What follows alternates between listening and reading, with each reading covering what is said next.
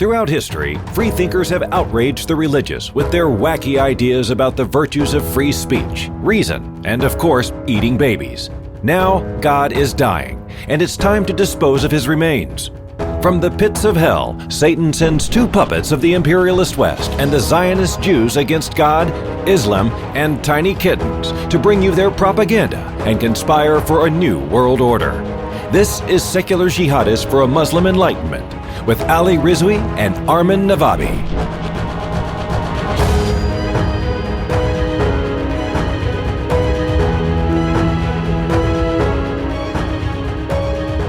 Welcome, everybody, to another episode of Secular Jihadists for a Muslim Enlightenment. And talk about secular jihad. You know, we've got something serious going on over here. So, again, my name is Ali Rizvi, and with me is Armin Navabi, who you may have heard of. And so the topic of this podcast actually just came up recently with the events of the last week, right? So what has been happening is that Armin, as you know, is an equal opportunity offender when it comes to anti-theism. And whenever he blasphemes or criticizes Islam, we're going to talk about why it's important to blaspheme in a little bit. But whenever he does that, he noticed that Hindu nationalists, and these are like Hindutva trolls, we're not talking about all the Hindus, we're talking about Hindutva nationalist trolls. They tend to cheer him on. They tend to cheer me on all the time. I have a lot of followers who just love it when we criticize Islam, when we talk about it.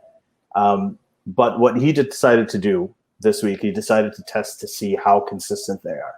And he put out a really harmless tweet, actually completely harmless, about how he finds Hindu goddesses attractive, right? Hindu goddesses, again, the fictional characters. Some people really believe in them, but it was almost complimentary. It was almost positive. He finds them sexy. The online response was massive. It was vile, and we're going to talk about how vile it got. And it was actually threatening. There were death threats. There were rape threats. There were threats against, people we know, people like that Armin knows, family, everything. And it happened in a way that he has never even, that he says, and I'll let him speak for himself too, he's never even experienced with Islamic fundamentalists. So within hours, Armin Navabi's name was trending on Indian Twitter. The goddess, atheist, all of these things were trending, and it became a big story. Major personalities, journalists, actors who have sympathy to this Hindutva nationalist mentality, fundamentalism, joined in and piled on, right? So a quick note before we go on with this is I want to talk about why it's really important, why we talk about blasphemy and why we think it's important. We personally have friends who have been jailed, who've been tortured or killed for this completely victimless crime of blasphemy, of criticizing ideas in old, ancient, sacred books. Okay, many of these people have had to flee their home countries and they can't return. On September 10th of this Thursday, I'm interviewing one certain person who is actually hiding out in a place that I won't mention, and he's going to be appearing anonymously, and he'll tell you about what he's been through simply for changing his mind and criticizing the religion of his parents. So this is actually a very serious issue. It's a very personal issue. These are people who haven't seen their children for years because they've been isolated, and we talk about this a lot. And now we're realizing that it isn't just people from the Islamic religion who are sensitive to this. We're realizing it's a much more widespread problem. And I know, Armin, so you've been attacked by it's not just me though. Like they are going after everybody from in India that they're supporting me. Like anybody that's from India that is liking my tweets, is retweeting, that is putting a message of support for me. That is even people that are saying that, oh, I condemn what Armin did. By the way, like all I did was I posted a picture of Kali, the Hindu goddess, and it was a really nice picture of her, right? It was sexy, but it wasn't pornographic, and it wasn't like derogatory in any way. It was very like elegant. It was beautiful art. And I said like, oh, she's sexy, and I would like, I said that maybe I'll convert to Hinduism, right? So, just joking around about that, right? And now we have, I don't know, like this. I mean, it seemed like a lot milder than what I do within Islam, right? Like I desecrated the Quran, I burned the Quran, I this that was obviously like was anti-Islamic. This doesn't even seem like it was supposed to be offensive. And I mean, to be fair, I knew I was going to get a backlash, but I didn't think it's going to get this level of a backlash, right? But the real people that now are a target because of this, that I'm like worried, is the people that are in India and are openly showing support for what I'm doing, and also everybody else that is associated with Atheist Republic in India, right? So I'm worried about them as well. Like, there are these journalists that supported me, and now they're going around and unfollowing me, deleting the tweets that they showed that they supported me. They're going after their wives, their sisters, their daughters, of somebody for just putting like a tweet saying like, "Hey guys, cut it out." Like, even like, and so many of them, like even the people that said like, you know what, I think what Armin did was disgusting, but what these Hindutva people are doing is more disgusting. Like, they weren't even the people who didn't agree with my original tweet, but just because they said, like, they called out the mob that is coming at my family, like, every time I go on Twitter, I'm just flooded with Photoshop pornographic images of my mom, right? And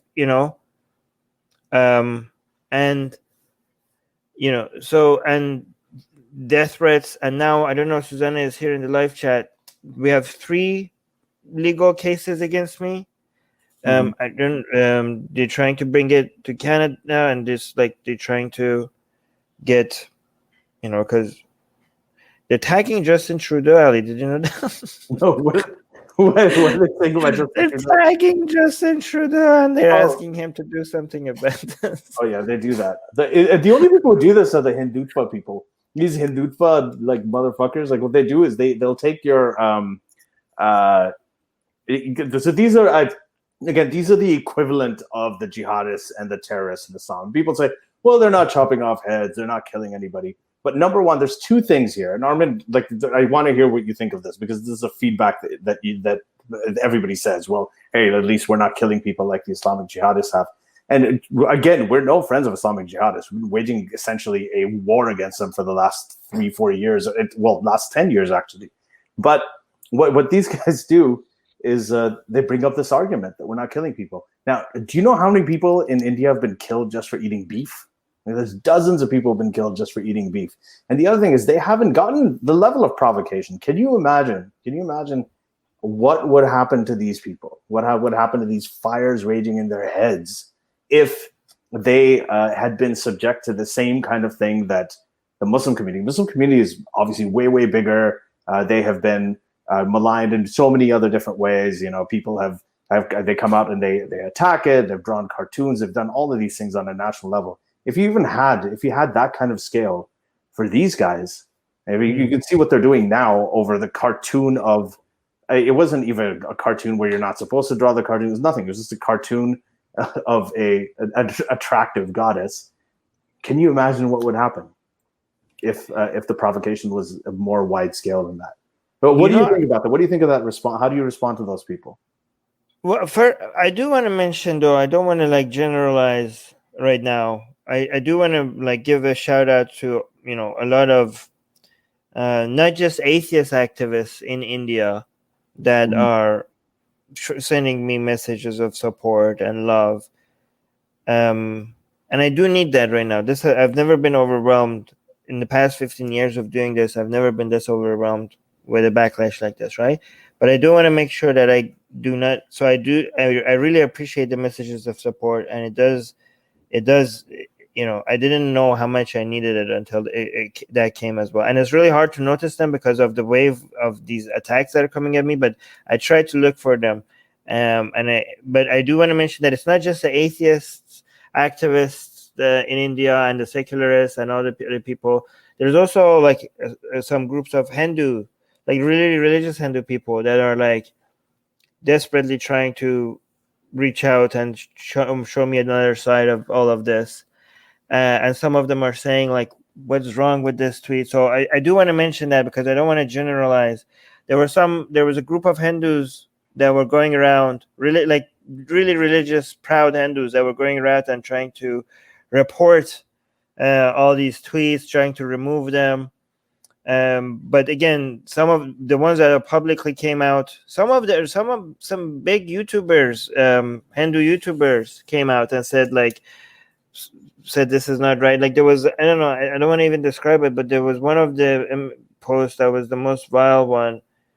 It just went so far, and it actually, I mean, it crushed me, but it seemed like it was so vile that it basically crushed everybody else that was looking at it as well. Yeah. And people called it out, and the people who are calling it out are now, some of them are regretting it. So a lot of them, and again, at least I'm not in India. Like they're coming for those people in India, right? I mean, we're sympathizing. For sympathy. No, for just calling it out as like to not do this, like to not go after me like this, right? I don't know if I'm sorry for anybody that is in India that is now suffering. I don't know if I should I don't know if I do. Yeah, never mind. I don't know. This is new territory for me. I mean, but Islam, when it comes to normalizing blasphemy, I've been, I burned the Quran. I desecrated the Quran. I did the Allah is gay sign. I did the rainbow Kaaba thing, right?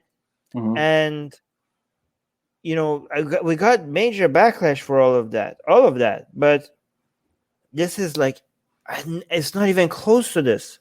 It's not even close to this. Like I don't know if I could explain to people, to understand how big of a reaction this is, right? Like I have had Bollywood actors and actresses calling out their community, like people with 2 million, 1 million followers, sending their mob after me. We have politicians filing police reports against me and people wanting to sue me. We have and so, and there are some other things that I don't want to say, right? But I mean, this is insane, and this wasn't even, we didn't even escalate to the level that we had escalated. This in reaction to what? In reaction to something that wasn't even derogatory in any way, something that wasn't insulting in any way, right? So I can't even imagine what the reaction would have been if we did something, if it was here's another thing, guys. I'm not backing down. They think they've broken me, and I'm gonna stop, right? We're gonna obviously I'm not gonna back down. I'm not gonna back down. I don't give into intimidation like this, right? I'm gonna escalate. But it's just, I'm getting tired though. I'm getting tired of of me. Why? I just feel like, the whole point of this blasphemy thing is spreading the risks. It seems like, when first it was the woke mob, and then it was now the Muslim mob, and now it's the Hindutva mob. And I just it seems like I am just becoming a lightning rod. I just wish even when it comes to the hashtag desecrate the Quran, there's not that many people that are putting their own videos out. That hashtag went viral. But if you look at the fact that everybody is just using my video, it's my video that is being used for that hashtag. Everybody yes, hashtag the Quran. And I keep looking at the hashtag oh wow, so many people are using it. Let me see their videos. It's my video. They're posting my video. And what happened? What happened to spreading the risk and all of that? Why do I have to always pay for normalizing all of this? I mean, I do want to normalize this, but I just wish there were more people, at least not for the, there are a whole bunch of people in India that are supporting me, but they're not spreading the risk. They're attracting more risk than I am. They are in worse situation than I. Why are the people that are safe, why can't they join us in spreading some of the risk? Okay, so by the way, if you do want to do the spread the risk, make sure like it's like small risk, right? Like I'm not asking people that they're gonna have like major consequences to their life. Like, please don't do that. Okay, again, I'm an activist. You're not an activist. You don't have to do this, right? But for the people that think that there's not going to be any backlash to them, or that they're not going to pay that much if they do something like this, maybe use hashtag Desecrate the Quran to normalize that, and maybe make your own video instead of like keep sharing my video. And also for this one, Sexy Cali, hashtag Sexy Cali, maybe make your own art. I don't know what to do. I'm hiring designers right now. I'm using Atheist Republic's Patreon money to make our built-in Atheist Republic Cali art. Ali, this is what we're gonna do. Okay, I'm gonna make once every month. I'm gonna make a new art. Okay, the first one is going to be our own in-house designed, owned by Atheist Republic, Sexy Cali. Okay, and we're gonna make that available for free for people to use. We're not gonna copy strike them if they use it in their profile pictures or their cover photos. Okay, but commercial rights, we're gonna keep it for Atheist Republic, so we could put it on T-shirts and everything else. But we're gonna make it publicly available, like people could use it free of charge anywhere they want. Okay, for their own non-commercial reasons, right? Profile pic, cover, whatever. Posting on Twitter, Facebook. But then that would be the first one. I'm going to do Sexy Cali. The second one is going to be what was that goddess with the lion? I keep forgetting her name. Durga. So it's going to be Durgama. So it's going to be, I think, Durgama or another Hindu goddess. It's going to be a lesbian kiss between Kali and Durgama, and the lion will be there as well, right? So that's going to be our second design. It's going to be one design every month, okay? And then the third one, this is the exciting one, okay? The third one is going to be a making out between Krishna and Muhammad, okay? Krishna and Muhammad will be making out. That was going to be our own design. It's going to be very like sexy, but it's going to be all of these. And every month, every preceding month, we're going to make a new one. I love that. And you know what? I'll tell you something. So I'm going to speak for a lot of people and respond to what you said, that, you're an activist. A lot of other people aren't. I know there's a lot of people who want to do this stuff, but they do have jobs. They do have, other issues like that they can't risk.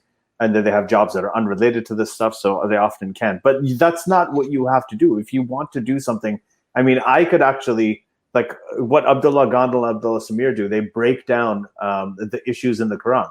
You can have something like... we do that as well.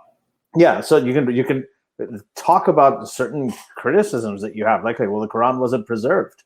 There are two different versions of it, and hashtag it Desecrate the Quran. I mean, all of these things though you can do it in your own way that is less risky for you. And the other thing is like the Krishna and Muhammad cartoon that you're talking about, like that I would share too, and I would probably caption it something about Hindu and Muslim unity, because that's actually really badly needed. And I think that can be a really, really good symbol of that. Right. And frame it positively. It was like the rainbow thing on the Kaaba, right?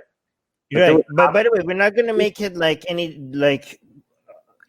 pornographic or derogatory. It's not going to look insulting. It's going to look like a celebration. It's going to look classy and elegant, and something pleasing to the eye. Not like a lot of anti-Islam activists, they share cartoons of Muhammad, and I just think it's gross.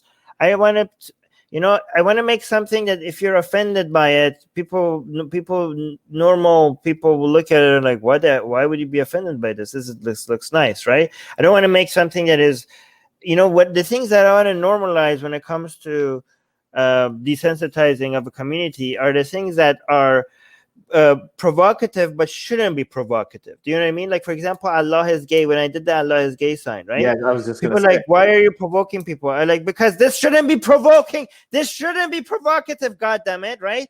And when I like tear the Quran, I'm like, oh, Armin, why are you provoking people? Because tearing the Quran should be as provoking as tearing this piece of paper like this. This is a piece of paper with nothing. This is as bad as doing this with the Quran, because it shouldn't be provoking. It's just a piece of paper. It's just a piece of paper, okay? It's not harming anybody, okay? So it's not provoking for the sake of provoking. It was provoking for the sake of a day when it can't provoke anybody, because people have come to their senses. The same as Dra Muhammad Day, guys. And people say, "Oh, Armin, why don't you criticize Islam in a different way?" Or we do. God damn it! What the fuck are you talking about? These are two different forms of activism. One of them is about why this is wrong. We go through the Quran, we go through the Hadith. Have I not done that? Have we not done that? We have done that more. Okay, we have done that a lot more. Okay, this is about something else. This is about breaking taboos. This is about removing barriers to freedom of expression. This is another form of activism. People are like, "Oh, why don't you do this?" What? Where have you fucking been? Actually, and I think even more than that, what it's about is actually, it's showing solidarity with the people who are jailed, who've been killed, who've been mobbed to death, right? For simply criticizing these words, for simply just not even desecrating this stuff, but just questioning it. Like, these people have paid with their lives. They've paid with their livelihoods. They've gone, and there are many, and these are, again, they're personal friends of ours, okay, who are imprisoned right now, are doing this. So the thing is, if they told you that, okay, you shouldn't, why do you want to provoke? What's the problem? What's the point of everything? It seems so silly. Well, if that wasn't the case, if there weren't other people who were actually, paying with their lives because of this stuff, it wouldn't really be that important. I don't think that we'd care about it. Who wants to spend their energy desecrating a book? Who cares? But the problem is that you're told not to do it, and you're told that if you do it, you're going to pay with your life. Right. And people are paying with their life. Yeah, I'm getting threats of beheading. I was like, wow, how very Islamic of these people, right? I have a question for you. If you were in, if this mob that's coming after you right now, that's relentless, and I think there's probably tens and tens and tens of thousands of responses to you that are just absolutely vile and violent and threats. If these people are physically around you, okay, would you fear for their lives? Because that's what they're saying. Hey, we're not going to do anything violent to them. But would you, based on these things, what do you think they'd do to you? I don't know, but I'm scared. I would be scared because I don't know. But can you go through some of the things that they've said that they do to you if you were there? They lynching, beheading, beating the shit out of me until I die, raping me, raping my families in front of me. What? Do you have any specific things that you remember that they said, like the specific stuff that these are specific? These are there. Like, oh, you want me to read the tweets? Like, I don't know, I can find the tweet. Like, if you have any, I don't have it in front of me. There was if I will behead you. I don't know if this is exactly I've been retweeting. I've been highlighting them. I've been retweeting them. Yeah, I mean, there's one that was less bringing lynching back, lynch apostates or something like that. There was a lot of that. But most of them rape threats, not against me, but it's just against people, women and my loved ones, right? So again, those are that. But one thing I also don't want to mention that is, guys, in the live chat. The live chat is just our patrons here. I like this, by the way. I like this because when we do Secular Jihadists, it's just a quiet, because we only make the live chat available to our patrons.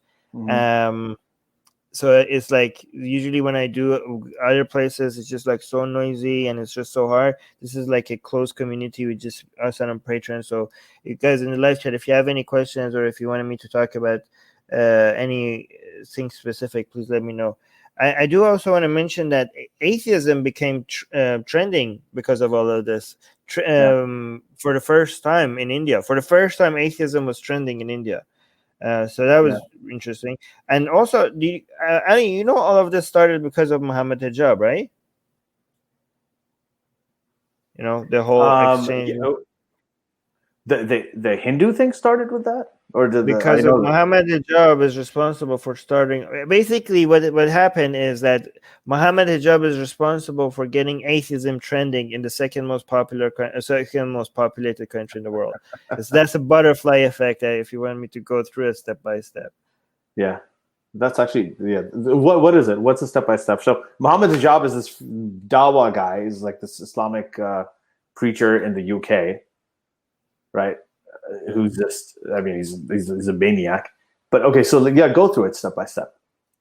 Well, okay, so Muhammad Hijab is a Dawa guy, is like a Muslim preacher, apologist, a very bad one. Because sometimes I feel like maybe he's like a secret ex-Muslim on our side, but given the results of what he's doing.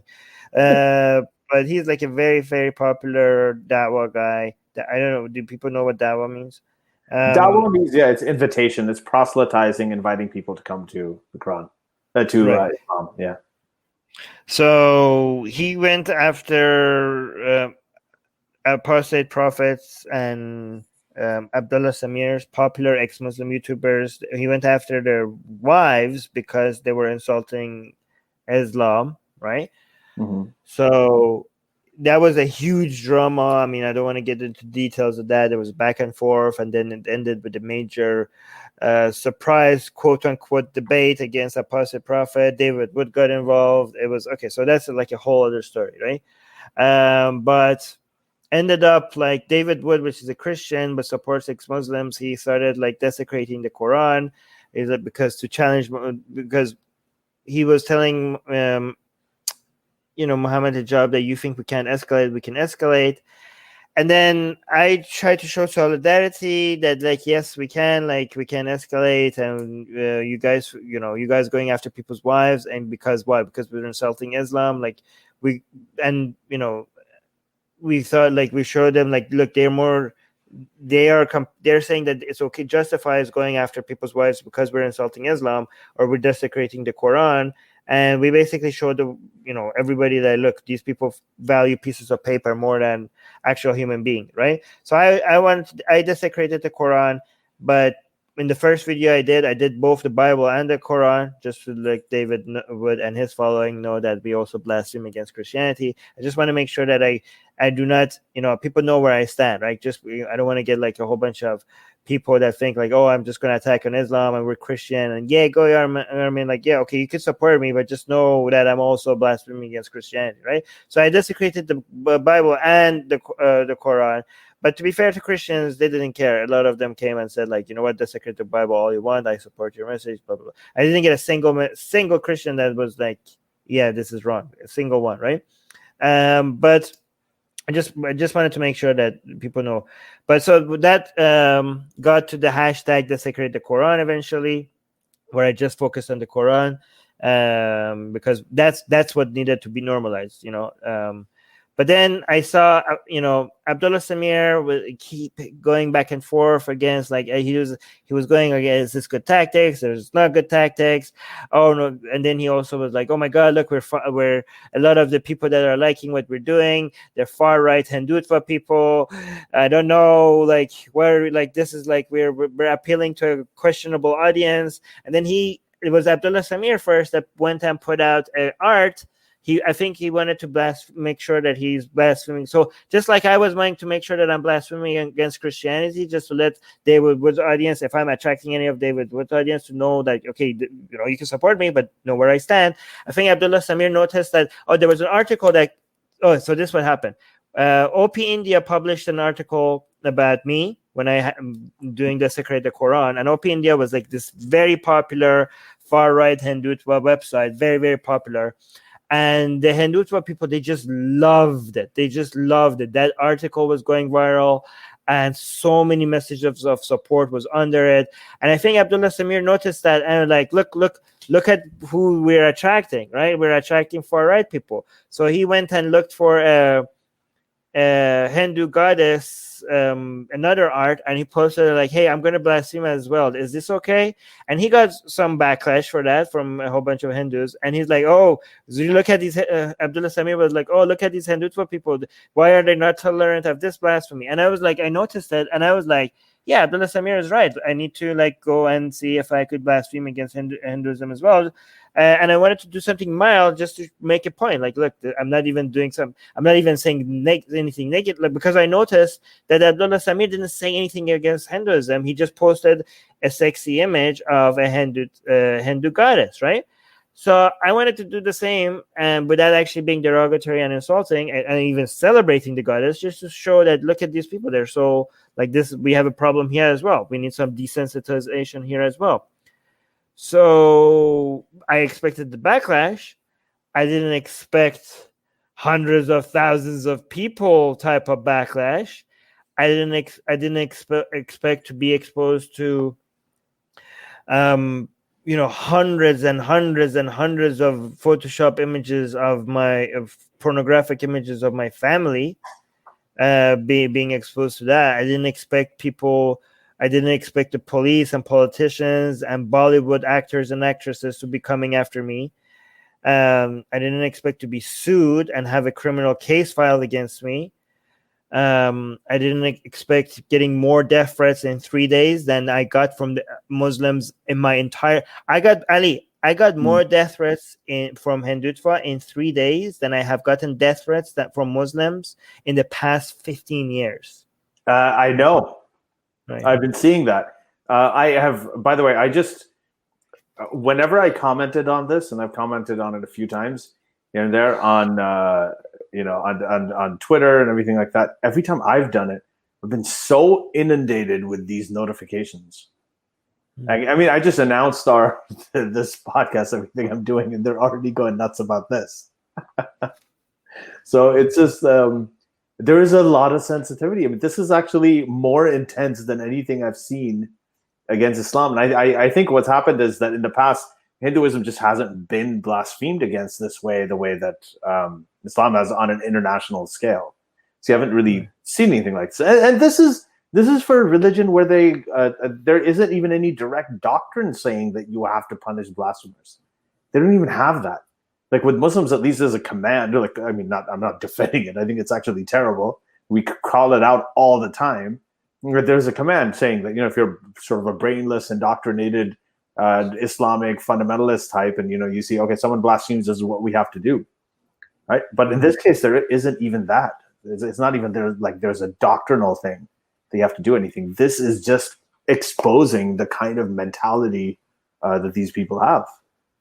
Right. That's the mentality, and it's absolutely. And again, like the vast majority of, I think most Hindu people, one of the best things about India is it's a secular state. It's pluralistic. The majority of the Hindu people overall are absolutely like they would never ever do something like this, like the kind of insults against your mom and everything. They wouldn't. But again, I do of Hindu fundamentalism and nationalism, right? That is sort of double dogmatic. Is it just shows you what this does to people's brains. I do want to mention, I am overwhelmed, but I'm gonna. The main people that right now, again, Susanna has been doing a great job trying to protect them.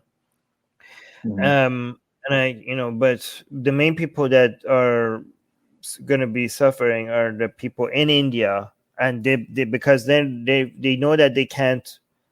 A lot of people realize that they can't do anything against me because I'm not in India, but so they're going to go after the people who support me in India. So that's the main people right now that we need to be worried about. Like, I mean, at the end of the day, images on my screen is it's bad, but like, what is it? Like, it's just like, it's not that bad. You know what I mean? Yeah. So I'm gonna be fine. Like, I don't want to play. I want to act like. I mean, I'm exposing them. Like, I'm exposing the problem. A huge. Like, if they keep doing this to me, I wish they were just doing it to me instead of going after the people in India, because I'll just highlight everything that they sent my way. I'll just highlight them and be like, look, this is a problem. Like, look, India, this is a problem you're having. And to be fair, a lot of people in India didn't know how big of a problem they're having, and now they do. I think what we have done is that we have undone decades worth of marketing for whitewashing the image of Hinduism around the world as this peaceful, non-violent, accepting ideology. I think we have undone that in 3 days, right? Yeah. And it's getting news coverage. It's getting mainstream news coverage, right? So I mean, if anybody, like, you know how people, if anybody wants to show a clear record for why this is not the case, they could just refer to this. Now it's like it's going to be there, and I'm going to just like, I'm not even going to ask these people to stop. Just come at me. It's fine. I can take it, and I have no issue with this. I'll highlight it to the rest of the world when you do it. John is saying, does it make sense to make public the threats or the identities of the threateners or forward to police somewhere, either in their countries or yours? I don't think so. Yeah, I think there's so many of them. And second of all, the people that have actually went and done, like the cow vigilante justice people, the people that actually taken action, they go free. The police doesn't even go after them. So what do you think their chances are for people in India going after people that are just sending online death threats, right? Yeah, the cow vigilante people are actually supported by politicians. They have state support in a lot of cases, right? So right, that as well.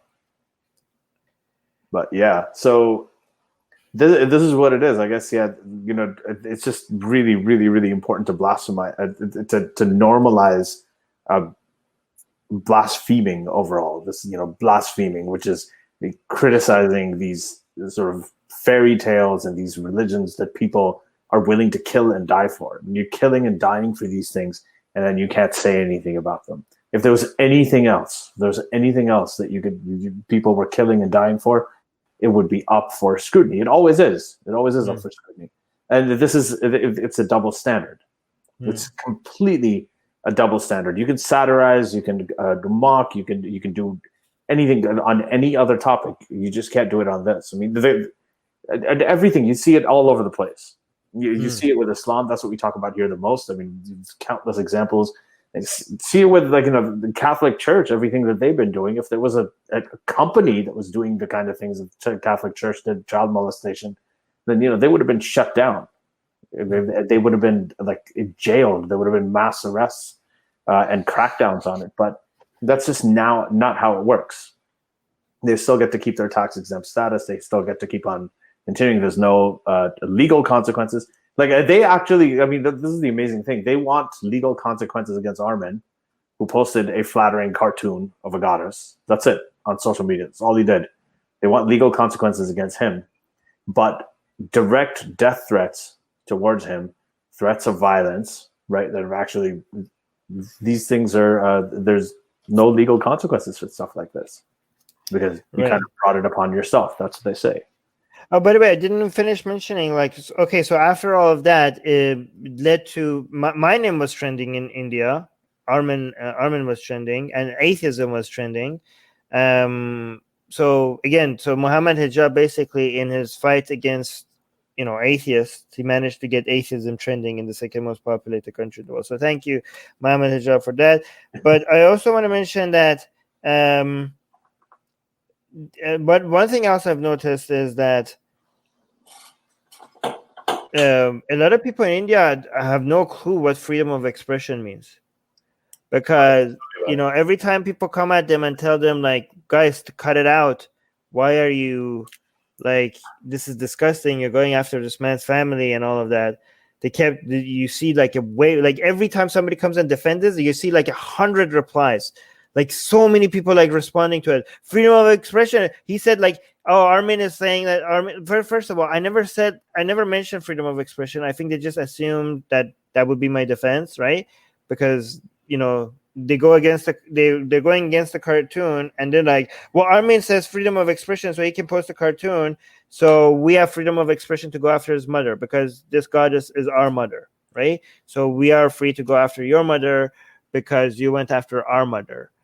So they keep saying freedom of expression. So what's wrong with it? Look at pornographic images of your mother, and this is freedom of expression, right? So why are you crying? Aren't you for freedom of expression? Why are you complaining? You shouldn't complain. You should just take it. Freedom of expression. And you morons, this is somebody needs to seriously enough. Somebody needs to tell them that what freedom of expression is. Did I file a lawsuit against you guys? Did I You guys filed a lawsuit against me. Did I stop? I didn't. Like, if people are calling you out for disgusting behavior, that is not denying your freedom of expression. They think like freedom of expression means that you don't get to call them out as vile and disgusting. You call out their vile and disgusting behavior. They're like, oh, you can't complain because you're claiming that you should have freedom of expression. Yeah, okay, fine. You free, do it, do all of it. I'm just highlighting it.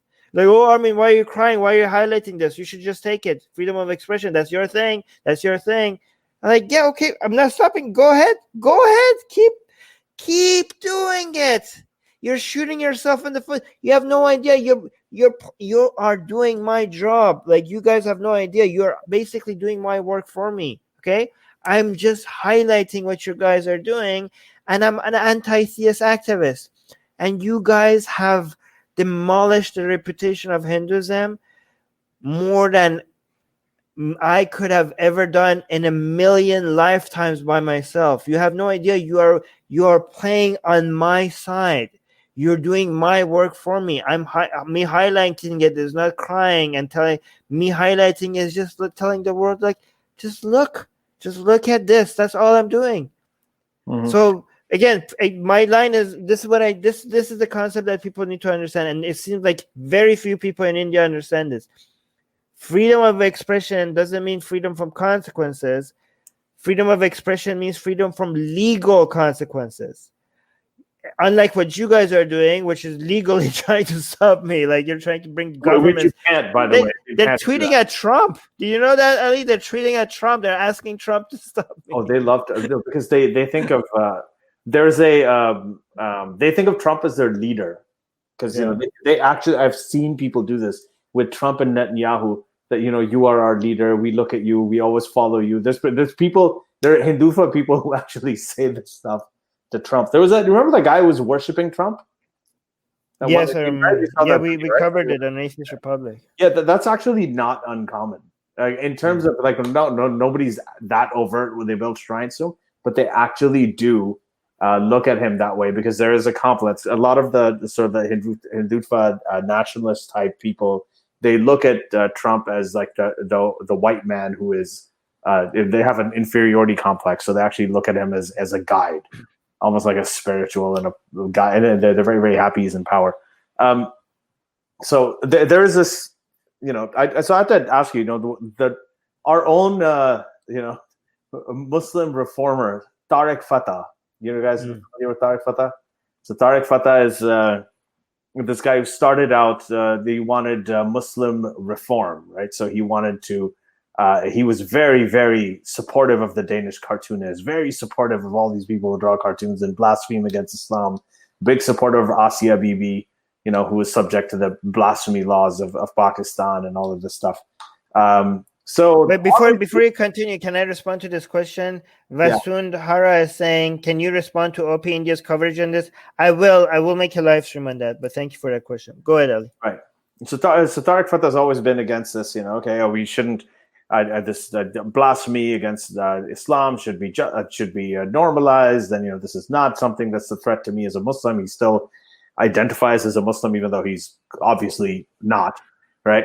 He's not a believing Muslim. He just uses it so he can kind of use that as a launching pad to say things that nobody else really agrees with him on in his own community. And he goes for where the likes are, where all the social media likes are.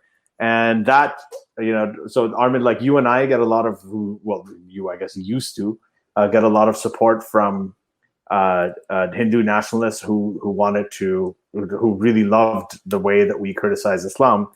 They started following him a lot, and he really, really got into it. So he started kowtowing to them, and he became sort of a Hindutva type guy himself.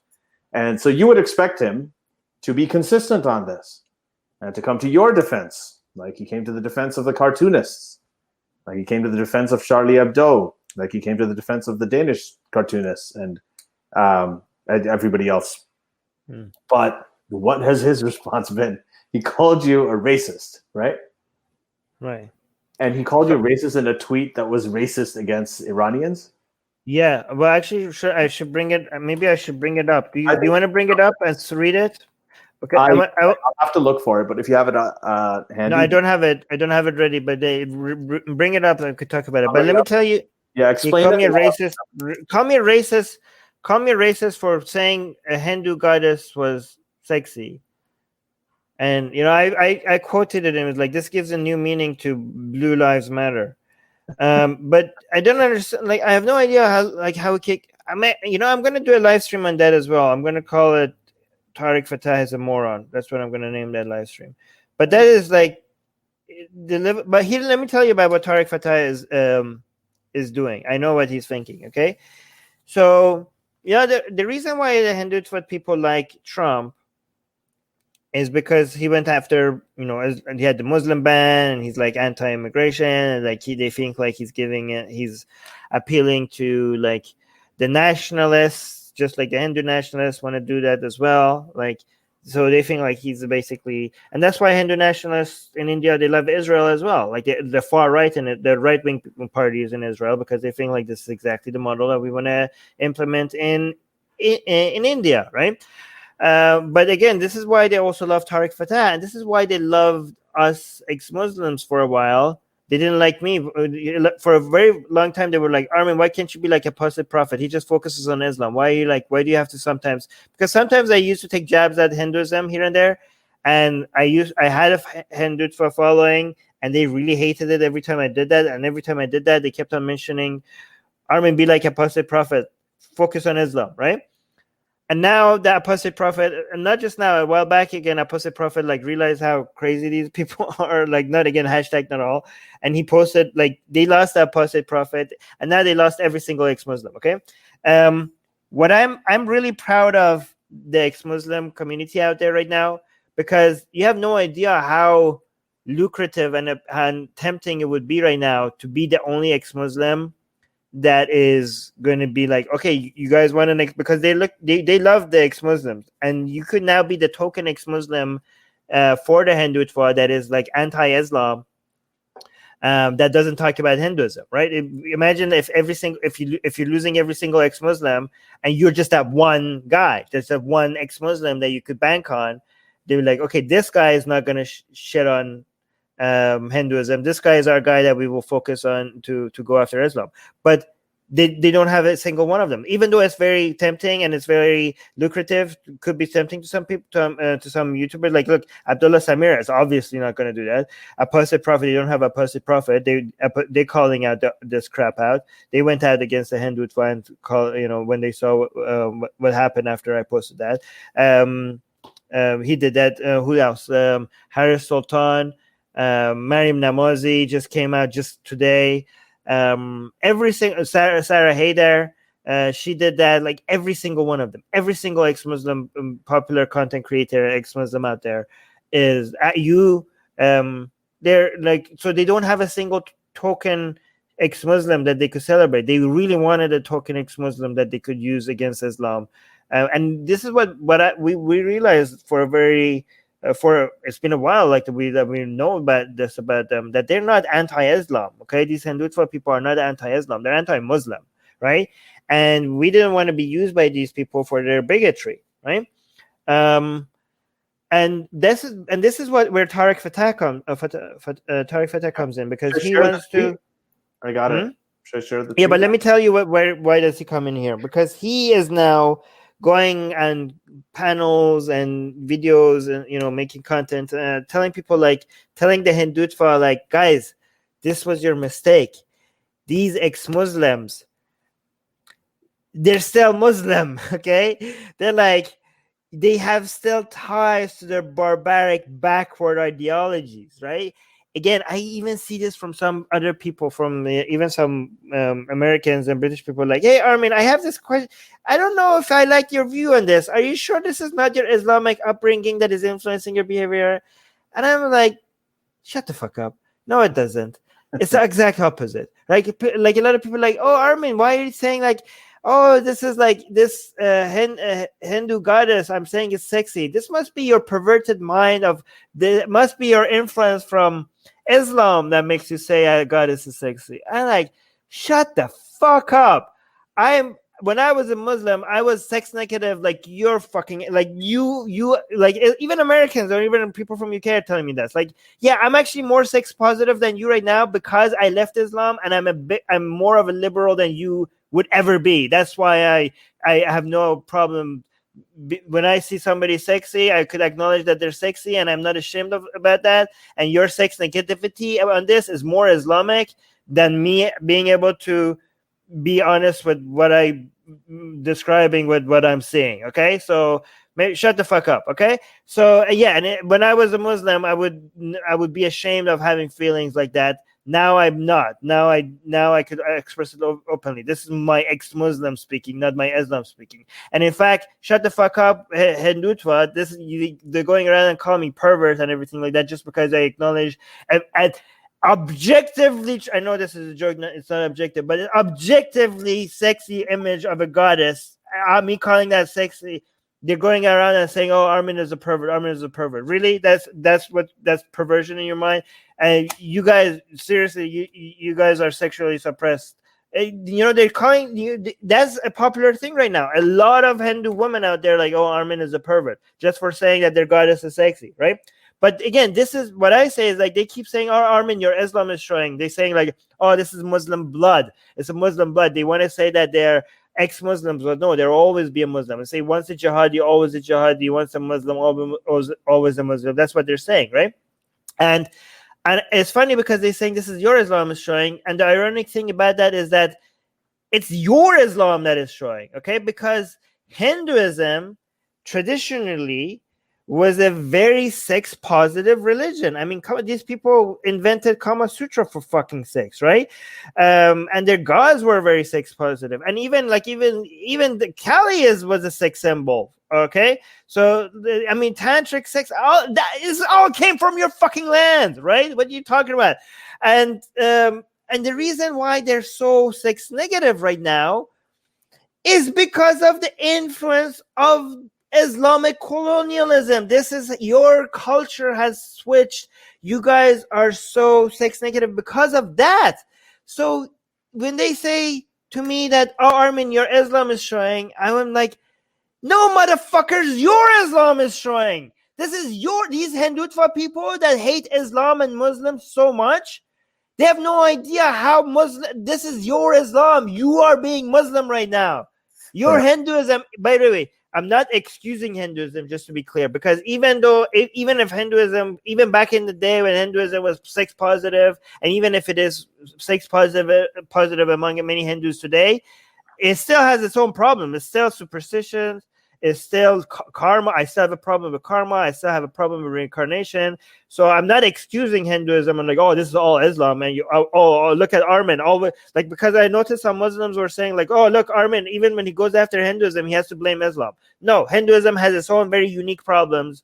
But this is Islam, okay? This whole sex negativity part, this comes from British colonialism, but also mostly from Islamic colonialism. Well, actually, yeah. And if they really wanted to go full Islam, then if you wanted to do something, what you would do if you wanted to do like an Islamic-based insult, right?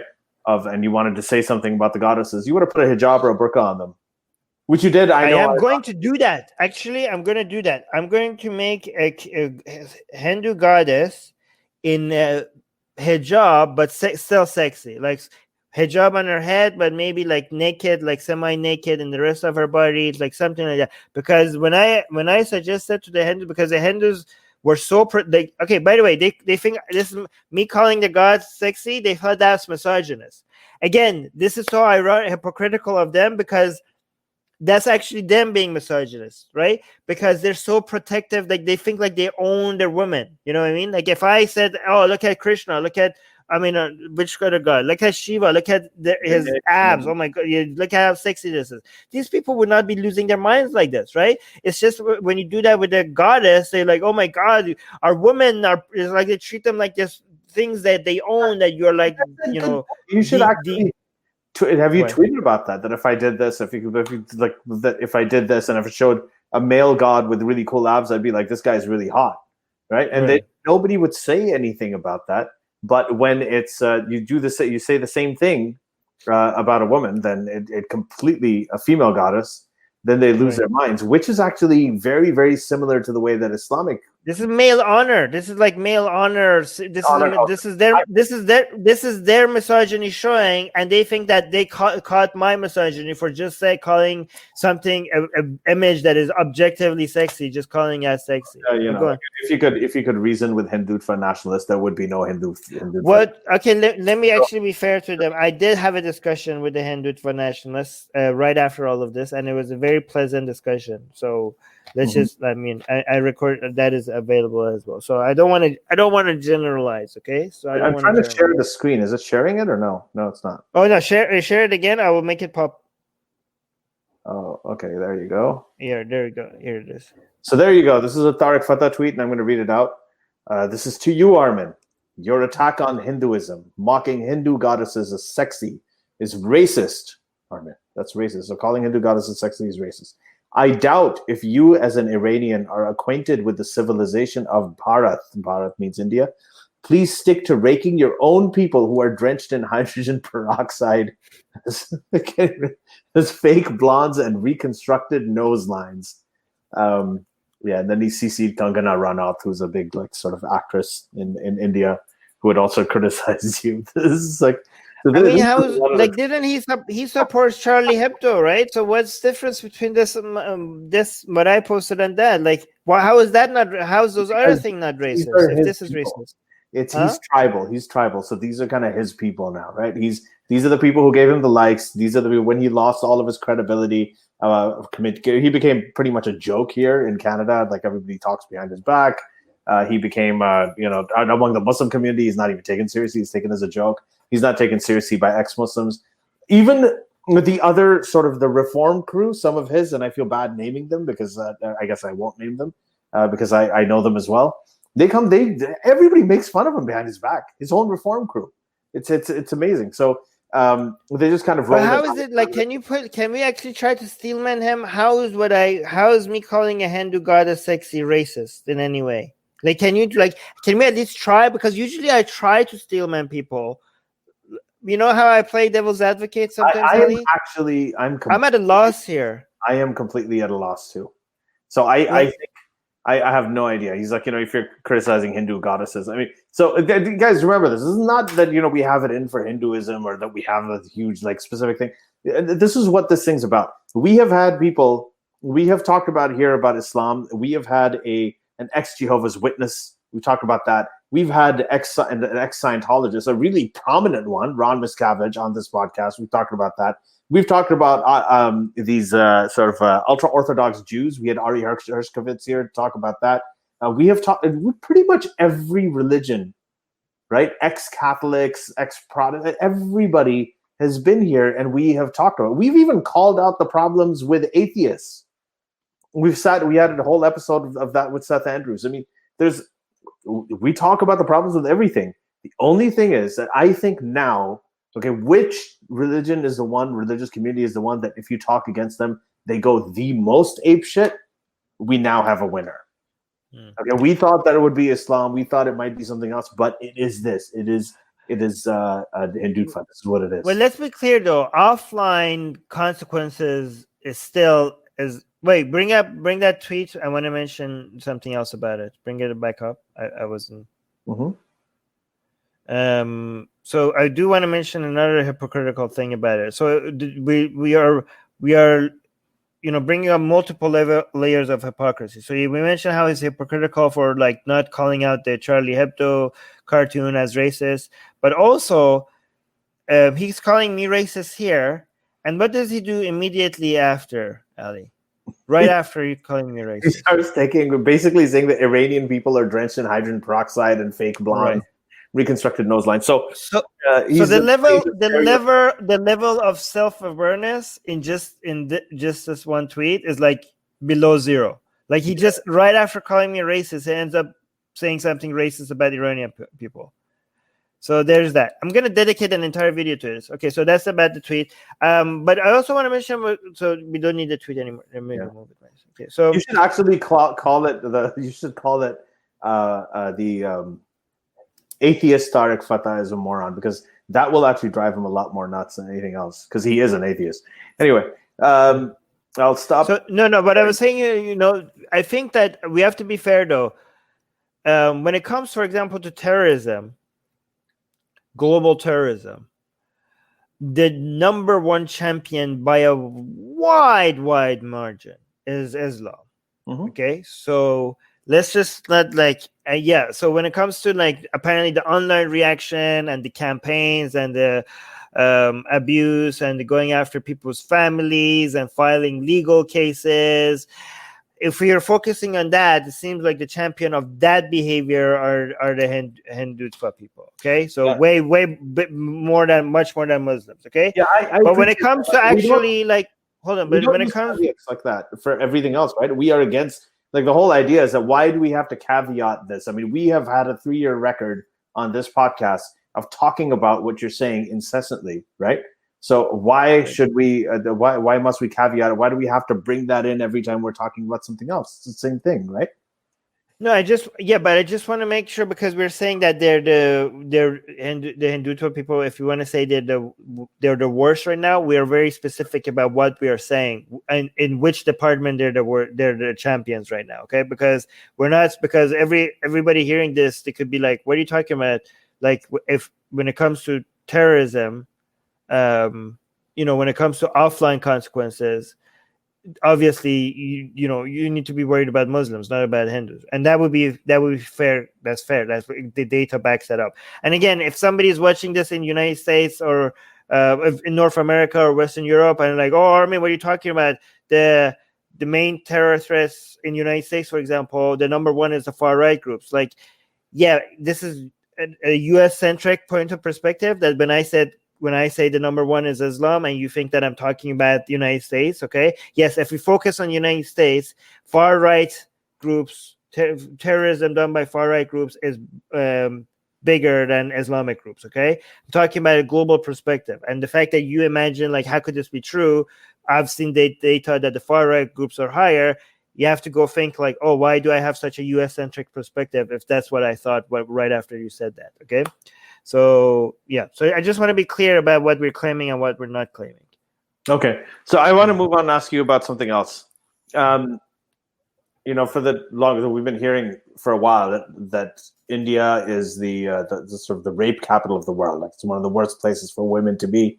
There's and this also includes, any place there's honor culture, like Saudi Arabia, like Egypt, like Pakistan. These are Afghanistan. These are all terrible places for women to be. But India is on that list. India is it's not a Muslim majority country. It's been on that list. The gang rape of Nirbhaya, the absolutely brutal thing that happened on a bus, where a bunch of people got together, and there's a whole Netflix show on that, and it's actually disturbing just talking about what happened. And you hear cases like this all the time. I have heard from people from India, like especially men who defend. They say, no, India is not like that. This is all propaganda. Like, the highest rape, statistics are really in Sweden. This stuff is worse, and all of these other countries and Muslim majority countries is way worse, and so on. But the stats have just shown that India has this epidemic of honor culture. Is one of the places where, aside from Muslim majority countries, child marrying children is a very common thing. So it's just been up in the air. This is a really, really bad place for women. Going by the kind of responses that you got, I've and it's Islamic sort of jihadists and fundamentalists and dogmatists. They say all kinds of horrendous and vile things about women. I mean, you have experienced that. I've experienced that. Anytime they want to go after you, they'll come after the women. But what we've seen here from this crowd, the people who got upset, the Hindu nationalists, is that on steroids.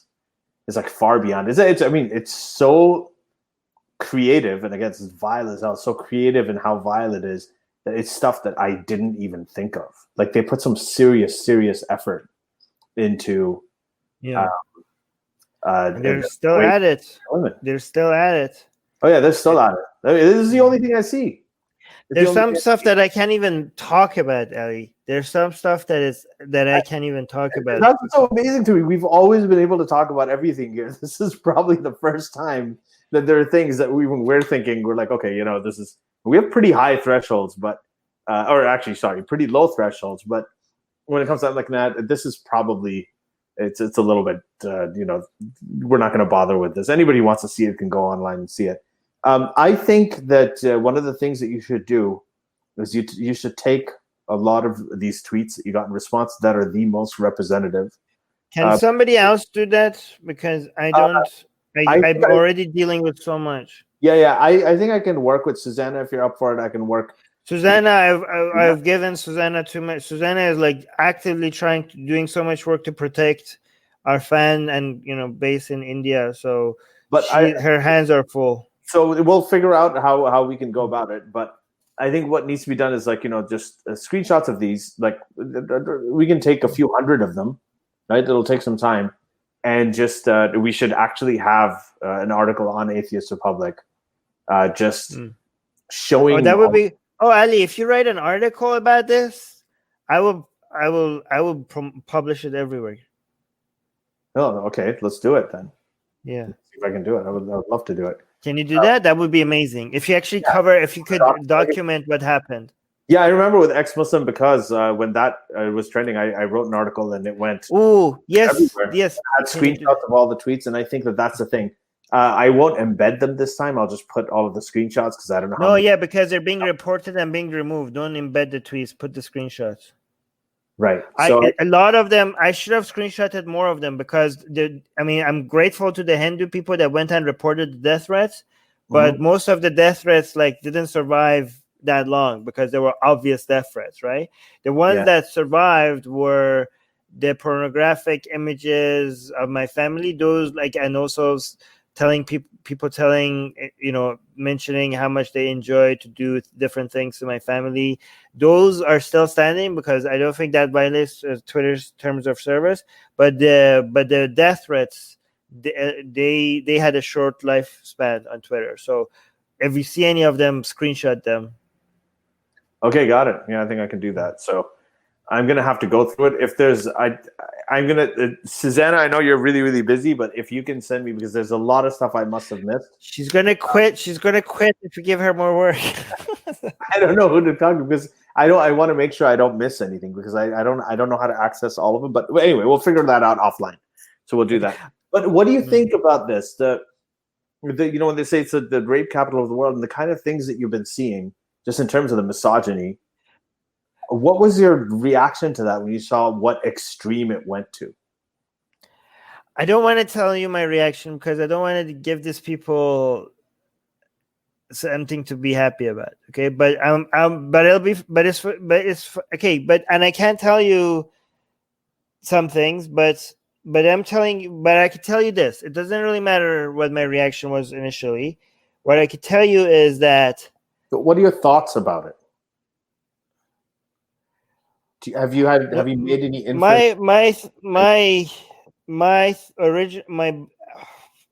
For the first time I thought, is this worth it? Okay, given some of the things that happened that I can't mention. Okay, but my answer now is yes, it's worth it. Okay, fuck all you all. I'm coming for all your sacred cows, every single one of them. You thought that was blasphemous. You haven't seen Blasphemies, motherfuckers. That's what I'm thinking right now. Okay? So, and please, blaspheme with me. Okay? If it's safe for you, let's normalize the fuck out of this. This is we cannot let people, this is they're not just they're not intimidating people just in their own countries. They're managing to do it outside of their borders as well. And we have to teach everybody a lesson that you cannot draw red lines around us based on your values. Your values are your values, motherfuckers. You don't get to set barriers for other people, right? This needs to backfire on them. They need to regret even considering limiting other people's expression, okay? And I'm going to do that. I'm just hoping that there's, and why is my support, most of my support is coming from people that are taking even more risk than me, right? I'm getting a lot of support for people who shouldn't be supporting me. You know, the vast majority of the support that I'm getting right now is from people that should stay low right now. That's the support that I'm getting. Why am I not getting support from the people that would not suffer such consequences? Yeah. But again, I don't want to sound ungrateful to the people from India that's showing me that much support. I just want to let them know that they don't have to. Like, they could just like sit this one out. Mm-hmm. Yeah. Okay. So the next thing I have to ask you is that what do people like, for example, like, the other conversations we have, I think people are very comfortable sharing it because, we say things that a lot of other people can't because there's risks. Some people are teachers in schools. They can get fired. Parents can call in and, all that. What should just regular people do to blaspheme everything? Yeah. My question is this. That's what I'm trying to tell you. That if some people do, for instance, what you do, someone sort of desecrates the Quran or rips it up or whatever, and they are a teacher in a private school, and that's what their livelihood is, even though they're full solidarity with you, they don't have a way after that to pay the bills for their family. So yeah, don't do it then. Yeah, then no, but they still want to show solidarity. They feel strongly about this, and they're like, I really, really want to support this guy. He's going out and speaking for so many of us. What do I do? How do I don't know. I don't know. Right now I need people that can and blaspheme without consequences. That's what I need right now. For the rest of people, I don't know. No, you can support us. You can support us on Patreon. So help make more art. I have a designer right now. I took $200 with Susanna's permission. Susanna okayed this. Our first design of Cali is coming out. I only spent $200 on it. So that the first drafts I'm looking at, I'm not going to show the first drafts to people because I don't want them to go and but anyways, it's going to look good, classy, and decent. And I'm going to spend here's the thing. First, I'm going to start spending every month we're going to design a new blasphemous Hindu related art, and then I'm going to do hadith, like we're going to make like Sahih Bukhari, like the most ridiculous hadith that is in Sahih Bukhari. What we're going to do is we're going to make comic strips out of them. So that's what I'm going to do. So if you're going to want to, if you guys wanting to support these projects like this, you can support us on Patreon, and that would be those funds will go towards making. And we'll find other ways to blaspheme against everything that people can claim to be sacred. I mean, if it's sacred, and if you guys consider sacred, and you guys have your own rules for it, we wouldn't even blaspheme against it, right? If it's something that you just don't do, and you're not demanding other people to do it, but if you want to use intimidation tactics, and if you want to have blasphemy laws or anything like that, we want to basically ram through these barriers that you created, just to like make a case for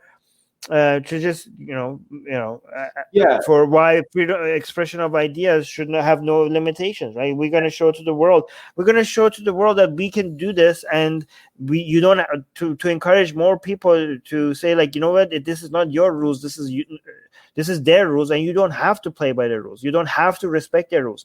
You can respect their rules if they're not demanding you to respect their rules. But I think you should disrespect your rules if they're making it mandatory for you to respect their rules. Mm-hmm. Yeah, I think that's one of the answers that you gave really works. I mean, for those people, again, what I was saying was people who have jobs and they don't want to lose their livelihoods. If you have jobs and if you're making money, even if you donate a little bit towards this, and you don't have to though. No, of course you don't have. Nobody has to do anything. But I'm actually really earnestly asking for this.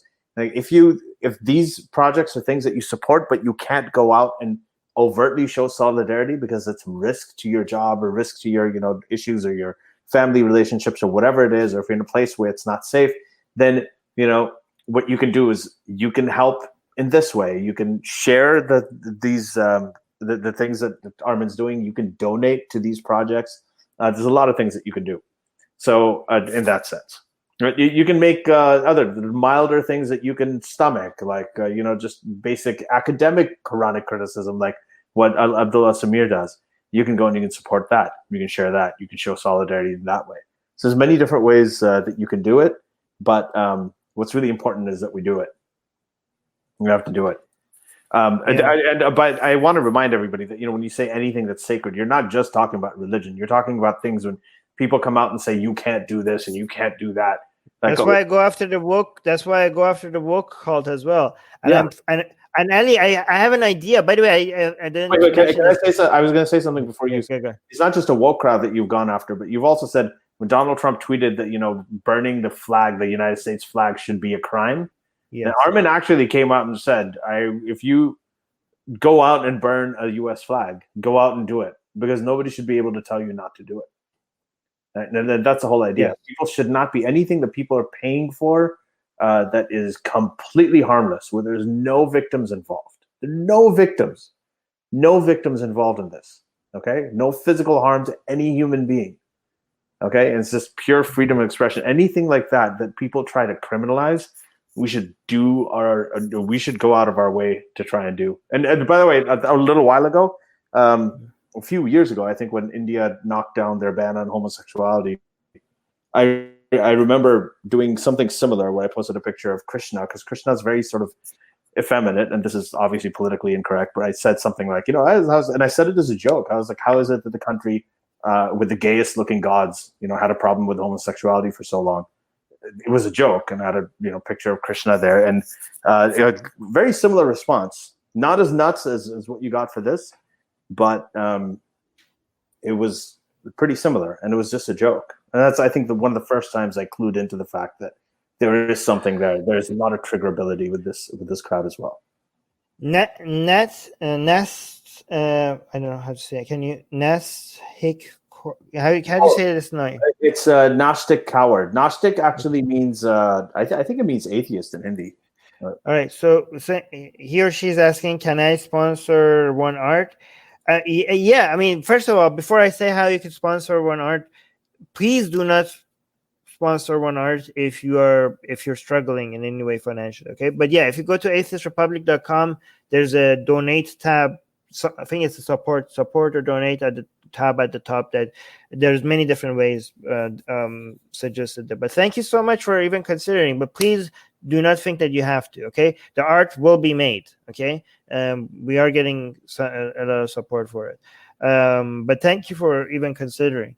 Yeah, Ali, I was gonna say this because the enemies of enlightenment, right?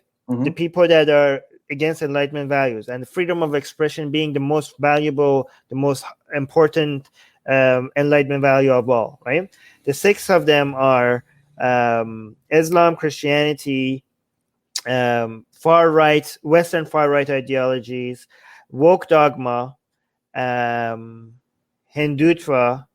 and the CCP, the Chinese Communist Party. Those are the 6 the greatest threats to enlightenment, right? Yeah. So right now, I always said like I'm gonna go after all 6 of them, but I didn't know that I'm gonna be I'm gonna be seeing a backlash from 3 of the 6 at the same time right now: the woke, the Hindutva, and Islam. So I was like, before I saw how big this backlash was gonna get, I was even considering going out and now do the 4th one. I was thinking of like, how could I normalize blasphemy? What Western far right people would consider blasphemy? And I was asking on Twitter what they suggest they do.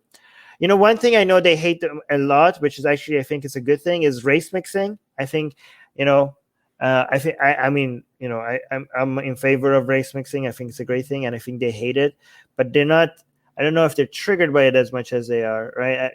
But one thing that I think that would actually normalize, like something that I could normalize what they consider blasphemy, and keep it with this whole art project. Do with the art, like keep it within the art project that we're doing. Again, we're gonna have one art after on Atheist Republic. Once we reach 150 patrons, after that, we're gonna have one single art every single month, and each one of these arts is gonna have it's gonna be about Hindu goddesses and gods, but we're gonna make it so that we're blaspheming against some other sacred cow as well. So that's why we're going to have one with Krishna and Muhammad, right?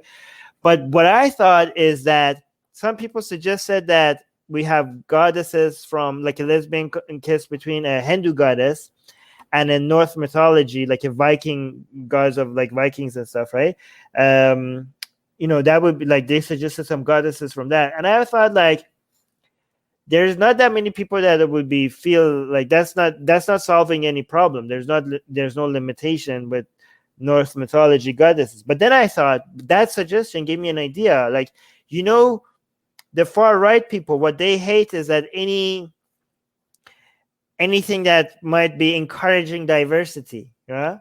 So I thought, what if I took the Norse mythology gods and goddesses that they love and they see it as their symbol, and I just made black versions of them, like Black Thor or Black, I don't know, whatever, right? So like make LGBT friendly and black Norse mythology gods and goddesses, right? I don't know. I thought like maybe that would be a good thing to try, because they would consider that like, oh my god, this is like a whole, like, you're ruining our culture, Western civilization is falling apart, everything has to be black or like LGBT. Like this is something that I've seen, like I consume a lot of their content, and that's what makes them fall apart. Like when you take something that is ancient or sacred to them and you just try to put what they consider to be like woke, and you try to make it LGBT or trans friendly or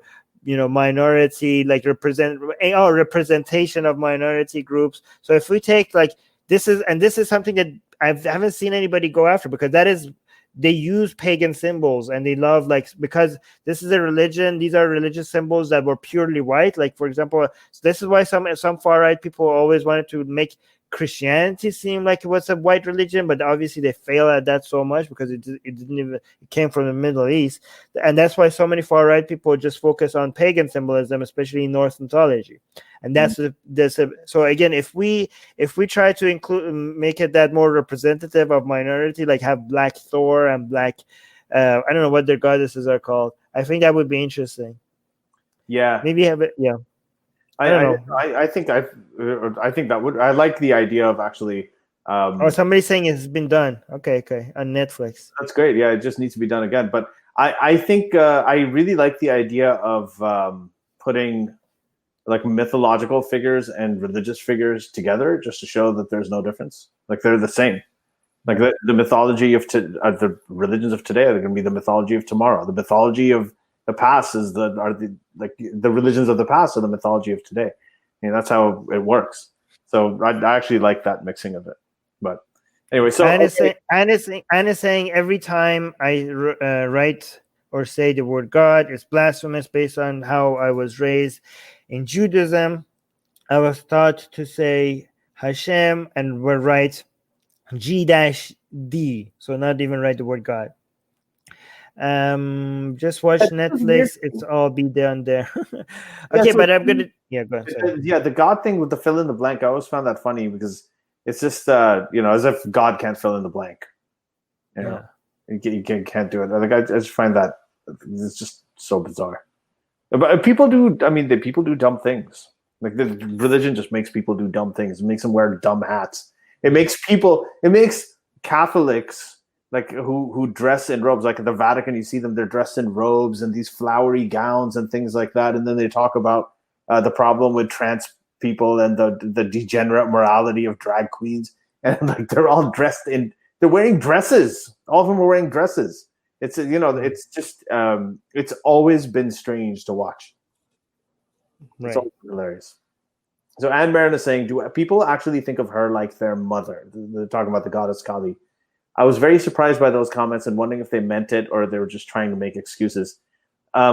They actually love these goddesses and gods, just like, they probably love them more than their parents. This is what happens, is they take these fictional characters and they're stand-ins for some sort of the void that they have in them. That this is a product of indoctrination, and they do revere them a lot more than human beings. You see this in Islam too, and in Muslim families. A lot of times people will disown their kids. They won't speak to their kids.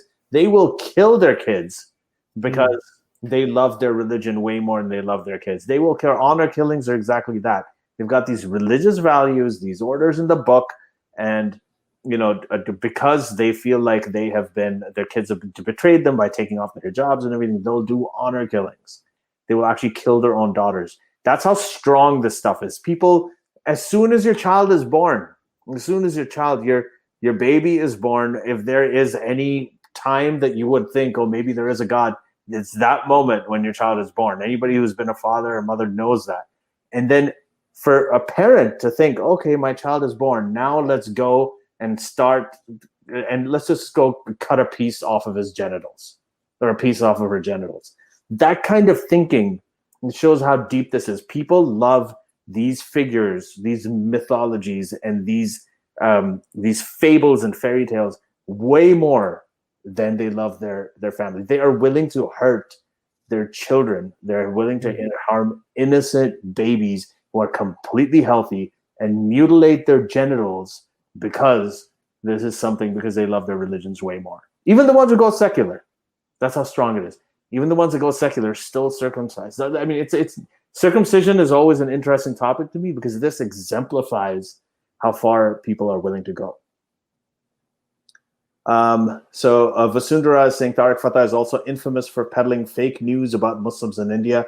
Yeah, I mean, can I tell a quick Tariq Fatah story just to kind of show, I want to kind of show what kind of person he is, right? And what drives him and motivates him. And I'm happy to put the link to this here, is that I did some of my earliest interviews on Sun TV. Sun TV was the Canadian version of Fox. It's now defunct. Now it's disappeared. It didn't get enough ratings. So I'd been on there a few times. Tariq Fatah used to work there. And once they had a panel, which was, became a joke. It was one of the most hilarious things most people had seen. They had a panel about white privilege. So it was basically four or five white guys sitting down talking about whether white privilege really exists, and they were saying it doesn't.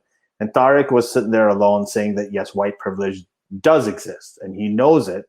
As a Muslim, as a brown man, he's been on the receiving end of it. So they asked him to make the argument. And, I believe white privilege exists. If I was asked to make the argument, I could give a slew of arguments that people would relate to. This is the argument that Tariq Fatah started with. He showed shots, they showed on TV. They said he took two of the guys on the panel. He showed their Twitter accounts. He's like, look at your Twitter accounts.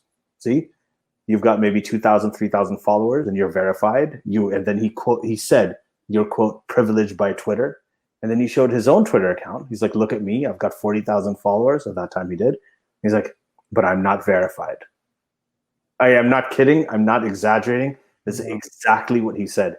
He was and he used to talk about this all the time. He's like, why do I have so many followers and I'm not verified by Twitter? I have so many followers. This guy lives for his likes and his tweets and, the retweets, and whether he's got verification status. I mean, he's basically he wants to be a Twitter cult of personality. And then what happened is that, once, he started calling out Islamic fundamentalists, calling out all of the stuff about Islam that he does, defending Charlie Hebdo. Who did he get the most support from? Where did he get the most likes? Where did he get the most appreciation, the most retweets? Same people that you and I did, Armin, right? A lot of these Hindutva people, the Hindu nationalists, they came up. And then suddenly he started rediscovering his Indian heritage. He started talking about how any Pakistani person who denies their Indian and Hindu heritage, anybody who does, he called me a jihadi once. He called me a jihadi because there were these, these Jabi girls that were kind of making fun of a Hindu goddess again. And I said something like, I was like, come on, guys, reject religion and embrace, enlightenment, or embrace reality or something like that. And he just went nuts anytime you would criticize anything about the Hindutva people. And of course, you'd get loads of likes and loads of retweets and your notifications would be flooded. So that's what motivates this guy. So he has gone, he's like a chameleon. He's an ideological chameleon. And the environment that determines what color he's going to be and what shape he's going to take is the number of retweets and the number of likes he gets. Wherever he gets them from the most is the direction that he's going to go in. And everybody knows he's fickle like that. He's a sort of a there's a very fundamentalist sort of narcissistic driver to him that way. So Gnostic Coward is saying India is extreme. They kill their daughters for marrying outside of their caste and cult. Oh, sorry. Yeah, and this is true actually of all honor societies. We call honor societies. I've mentioned here before that I grew up on a lot of Bollywood movies, and Bollywood movies, whenever they talk about rape, the term for it was izzat lutna. Usne meri izzat loot liya, and that basically means that they have stolen my honor. So the word for rape, the euphemism for rape that's very common is that is to steal somebody's honor, as if the honor that you have is between your legs, and once you have taken that honor, you can never get it back. And that's why they rape, because they know that if they do that to a woman, they've destroyed her life. She's never going to have any honor ever for the rest of her life. That's the implication. That's how the culture works. And it's not just India. I mean, that's how a lot of these honor cultures work. And this is why we speak so much against the honor cultures.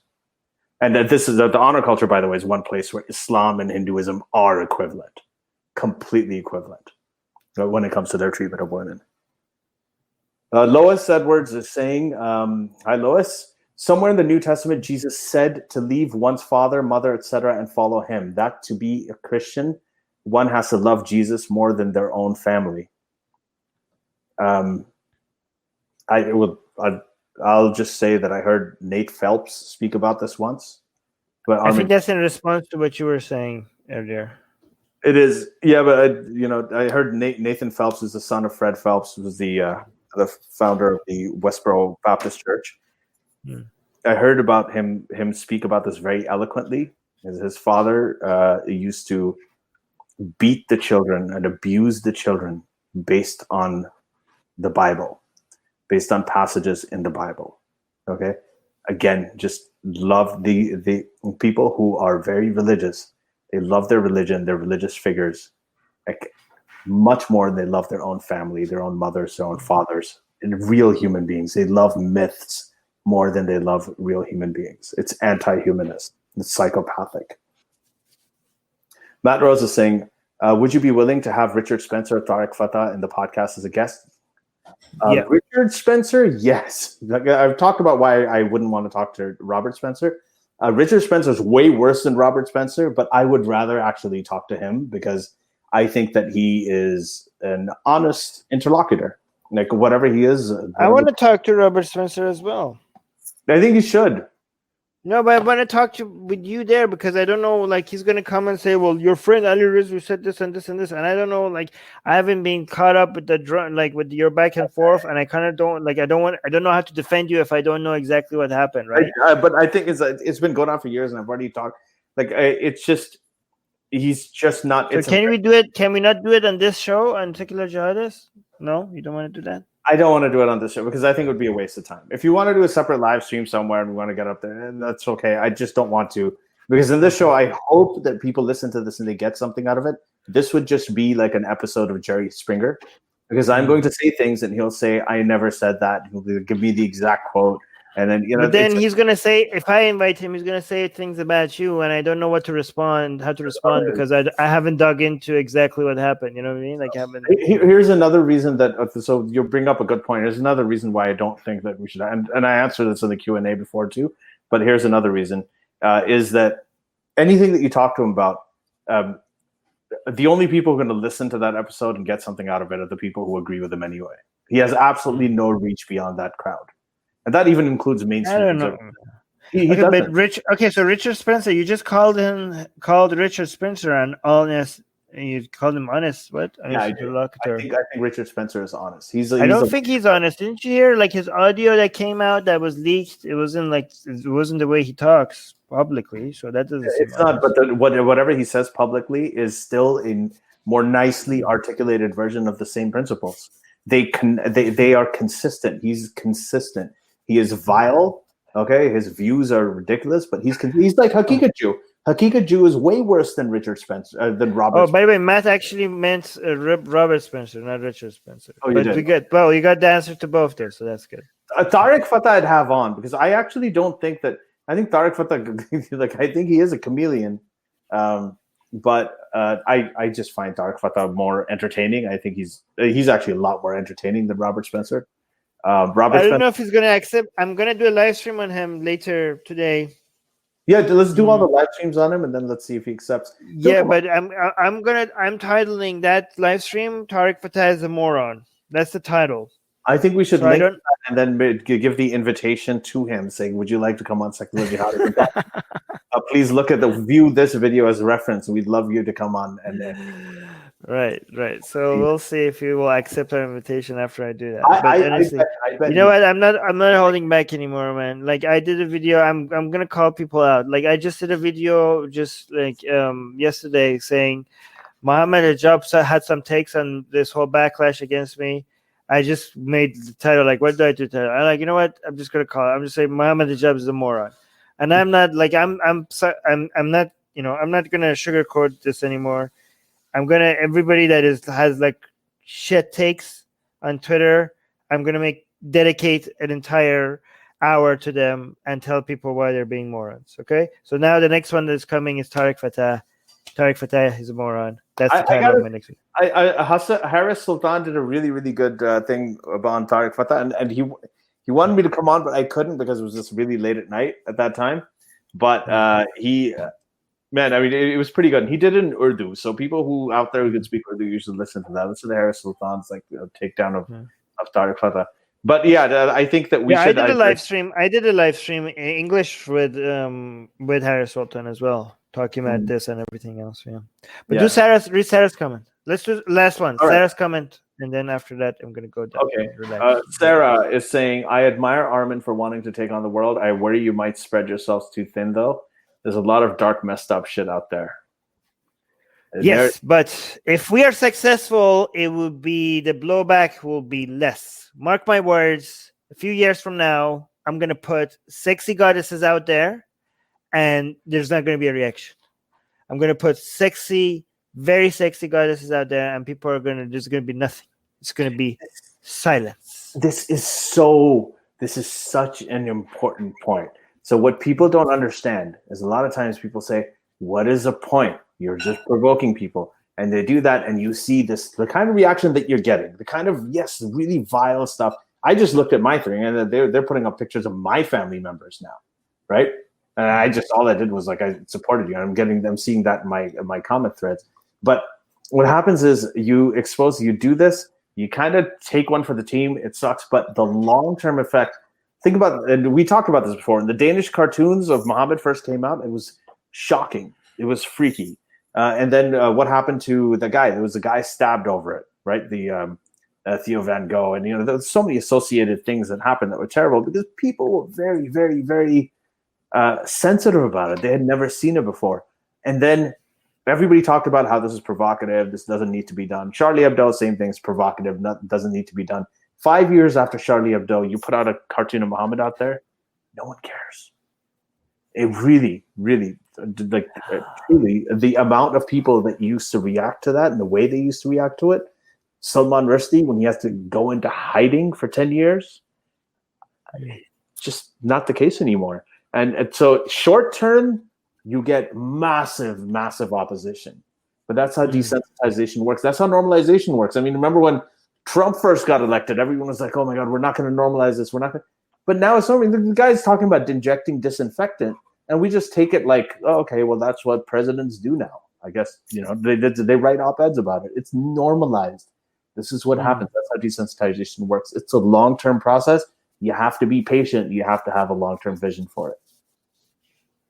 And I think that's where, Armin, you do that with a tremendous, tremendous amount of tolerance and a skin that is really, really thick, despite what Tariq Fatah says about Iranians and their skins. They're doing pretty well. Okay, do this last one comment by Matt, but I said Sarah's comments is last, but let's do Matt's comment. That's one.